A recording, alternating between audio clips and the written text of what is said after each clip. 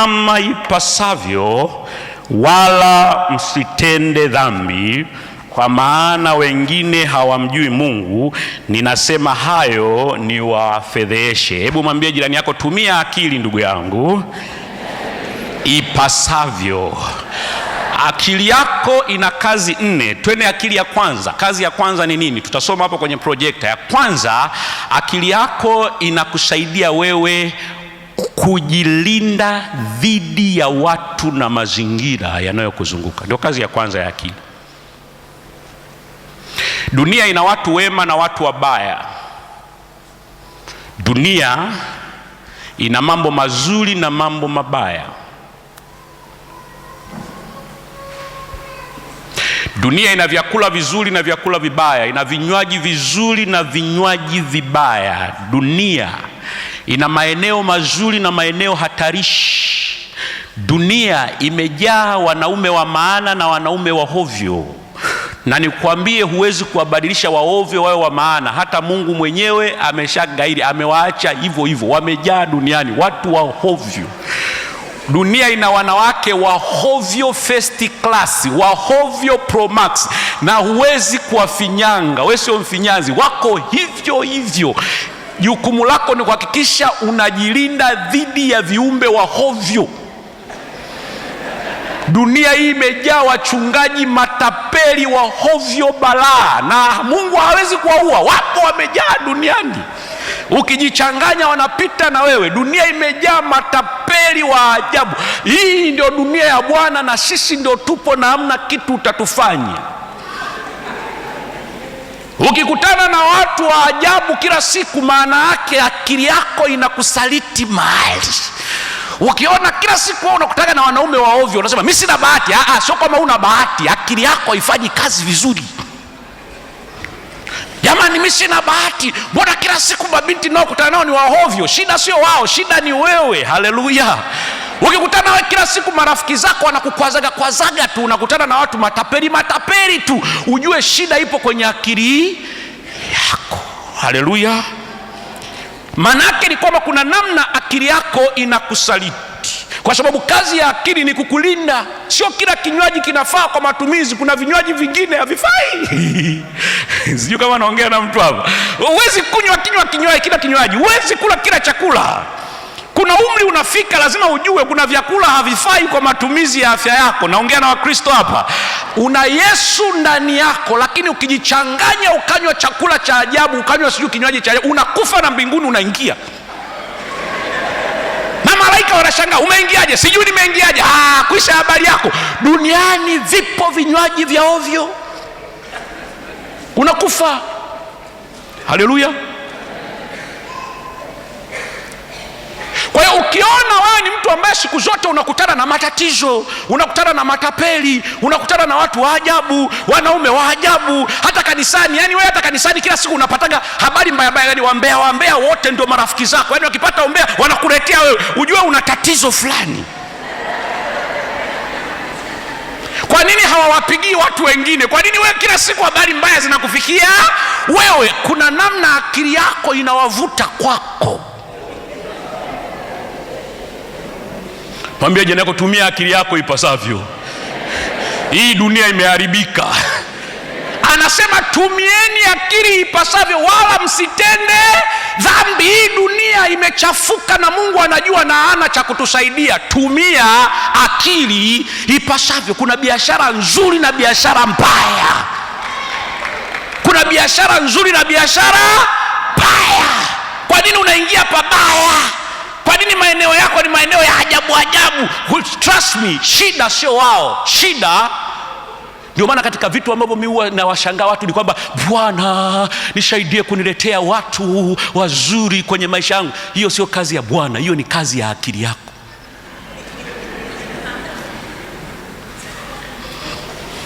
Yaani kuna namna ukibadilisha akili, watu wa maana watakuja. Ukiona wanakuja watu wa ajabu, mgonjwa ni nani? Jinyoshe kidole, mgonjwa ni mimi.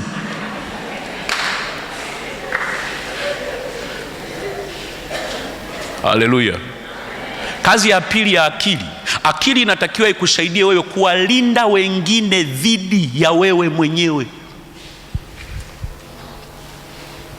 Akili inatakiwa ikusaidie kuwalinda wengine dhidi ya tabia zako, madhaifu yako, matarajio yako na hata ndoto zako.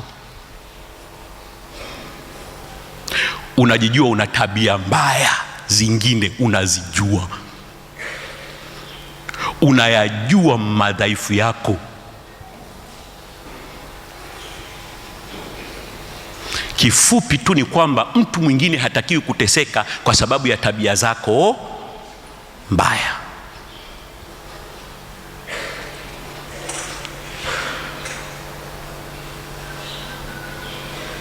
Kijana, unajijua una tamaa za mwili.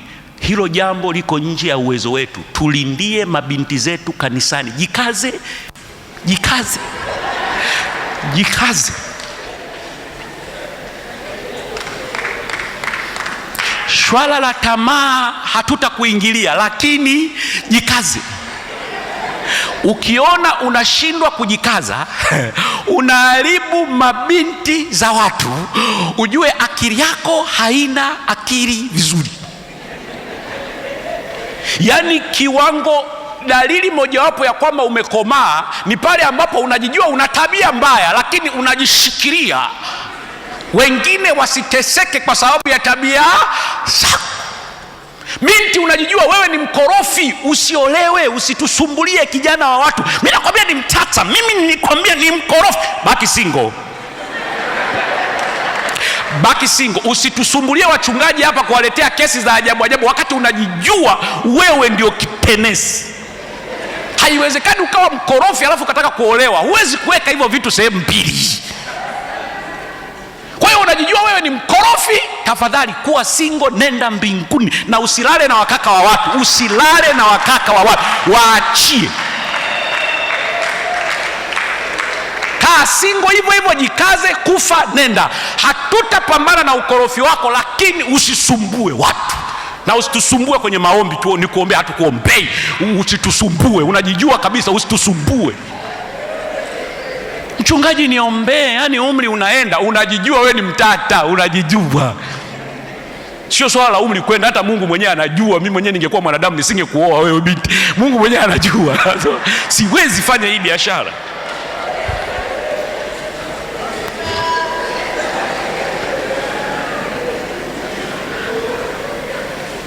Hatuwezi kupambana na madhaifu yako. Amen.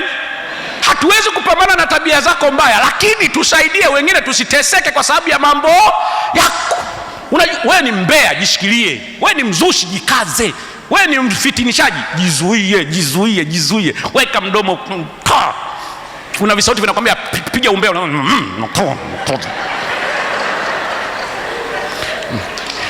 Ukiwa na madhaifu na ukaona kabisa una uwezo wa kujidhibiti wewe mwenyewe, Biblia inasema mzishinde nafsi zenu wenyewe. Maana yake nini? Kuna wakati kinafsi chako kinaweza kuwa kinakupa mawazo ya ajabu ajabu. Yaani kuna kiwazo kinapita shwa, kuna kinapita shwa. Unakiacha kiwazo kinapita shwa, unacheka sasa, sifanyi.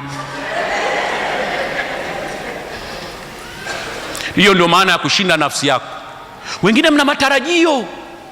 Ulikaa tu mwenyewe ukiwa mdogo, sema mimi nikiwa mkubwa natamani kuwa na mwanaume ambaye atanipenda, ataniheshimu, atanijali. Tutakuwa tunaenda wote Mlimani City, anashika mkono, tunatembea na maua, ananibeba bichi, tunafurahi.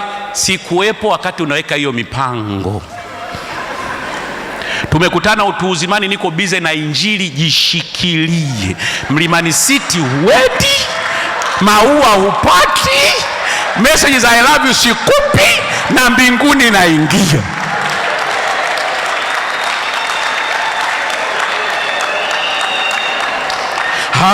Mimi natamani kanisa naloabudu, mchungaji awe hivi, awe anapendeza, awe ananukia, kanisa liwe na AC. Wewe ndio ulisema hivyo. Hatuweki AC, joto litakupiga, na mchungaji avai suti na mbinguni anaenda. Jikaze, jikaze. Ulipokuwa unaweka hizo ndoto zako, we were never there. Ni kweli upo kwenye kanisa ambalo saundi haibariki. Wakati mwingine utashindwa kumsifu Mungu na kumwabudu kwa sababu tu ya kinanda kimepigwa vibaya. Kuna watu wengine ibada inaharibika kwa sababu mtu kapiga flati. Ibada imeharibika. Jikaze, walinde wengine imezidi ya matarajio yako wewe mwenyewe. Sisi ndio tupo kinanda, hatujui kupiga, drums iko off beat, backup ina check na tunasonga mbele. Mtu mwenye ukomavu wa kiakili, kanisa flat zinapigwa, vyombo vya na bado anazama rohoni, huyo ndio mwenye akili timamu. Sasa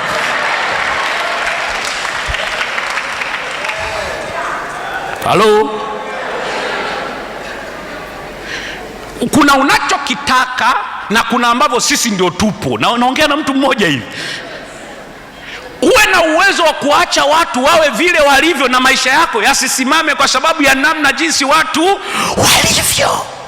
Huwezi ukaniambia maisha yako hayaendi kwa sababu ya watu wengine. Huwezi kuniambia huwezi kumwabudu Mungu kwa sababu ya watu wengine. Huwezi kuniambia huwezi kumsifu Bwana kwa sababu ya changamoto. Hapana, that is a petty excuse. Huo ni kujitetea kusiko kwa lazima. Una matatizo kwenye akili yako, lazima uendelee na maisha yako bila kujali una nani na anakufanyia nini.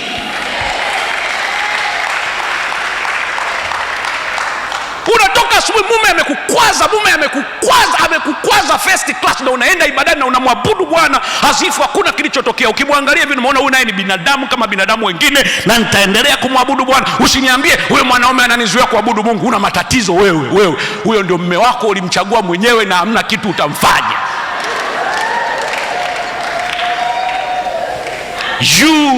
Unatakiwa uwe na uwezo wa kuendelea kuishi maisha yako bila kuvurugwa na binadamu wenzako.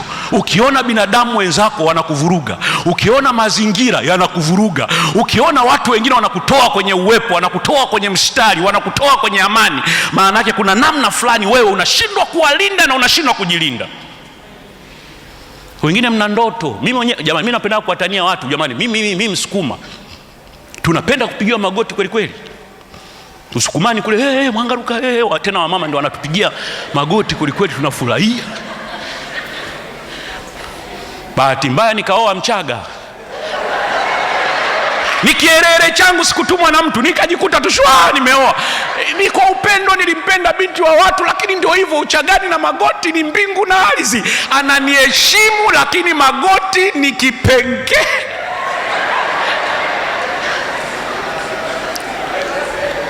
Sasa nimekutana na binti ana miaka 28 na nusu, magoti yashakomaa, mifupa yashakomaa, piga magoti. Huo ni unyanyasaji. Unamwacha hivyo kama noti 10,000 na mnasonga mbele kama injili. Huo ndio ukomavu wa kiakili. Kazi ya tatu ya akili yako inatakiwa kusaidia wewe kuwaelewa watu na mazingira kama yalivyo. Kwa nini tunashindwa kuwa na uchumi mzuri kanisa? Because we don't understand the environment. Hatuyaelewi mazingira yetu. Alikuwa anasema hapa Mwalimu Mugisa, lazima ufanye tafiti, uelewe mazingira, uelewe matatizo. Watu wa Mungu, mimi nimesoma engineering chuo kikuu cha Dar es Salaam pale. Lakini kuna wakati nilikaa nikasema, hivi mbona watu wana matatizo sana ya ndoa? Hivi mbona watu mahusiano yanawasumbua? Hivi mbona watu wana changamoto za afya ya akili? Nika drop engineering, nikasema Mungu, mimi nafikiri hapana, ngoja nikatatue nini tatizo. Sasa hivi nafanya kazi na serikali, fanya kazi na mataasisi, wanalipa, sio bure. Yaani kule nikienda hamna Bwana Yesu asifiwe, hamna haleluya, hakuna mstari wa Biblia, hakuna nini, hakuna kunena kwa lugha. Unakata nyanga, jasho linakutoka, wanakulipa hela, wanapona kimoyomoyo na hela unalipwa, na bado ni mhubiri wa injili. Sasa nyinyi mnategemea mtapata hela kwa walokole. Walokole hawana hela. Kanisani tunakuja kuabudu, hamna hela. Ukitaka hela ziko kwa watu wa duniani huko.